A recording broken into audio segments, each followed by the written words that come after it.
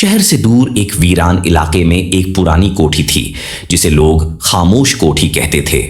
کوئی وہاں نہیں رہتا تھا، لیکن ہر رات اس کے دروازے پر کسی کے دستک دینے کی آواز آتی تھی، دھیمی مگر لگاتار۔ سحرش، ایک جھجھارو اور جگیاسو انویسٹیگیٹو جرنلسٹ، ان افواہوں کی سچائی جاننے وہاں پہنچی۔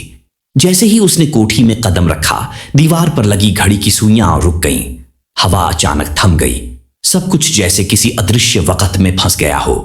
ہر کمرہ خالی اور ٹھنڈا، لیکن ایک دروازہ دھیرے دھیرے اپنے آپ ہل رہا تھا، مانو کوئی اندر سے باہر آنا چاہتا ہو۔ سحرش نے اپنی سانس روکتے ہوئے کیمرہ آن کیا اور دروازہ کھولا۔ اندر گھپ اندھیرا تھا، صرف ایک پرانا دھول سے بھرا صوفہ دکھ رہا تھا۔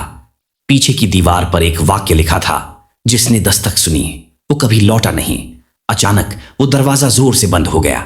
سحرش پلٹی، صوفے پر اب کوئی بیٹھا تھا، ایک دھندلا ڈراونا سایہ، اور اس کی آنکھیں جلتی ہوئی گہری لال، بنا پلک جھپکائے گھورتی ہوئیں۔ ایک چیخ گونجی اور پھر سب کچھ شانت۔ اگلی صبح کوٹھی کے باہر صرف ایک چیز ملی، سحرش کا کیمرہ۔ اس میں ریکارڈ ہوئی آخری آواز تھی، کون ہے یہ دستک؟ رک کیوں نہیں رہی؟ آج بھی ہر رات اس کوٹھی سے وہی دستکیں آتی ہیں، لیکن اب کوئی دروازہ نہیں کھولتا۔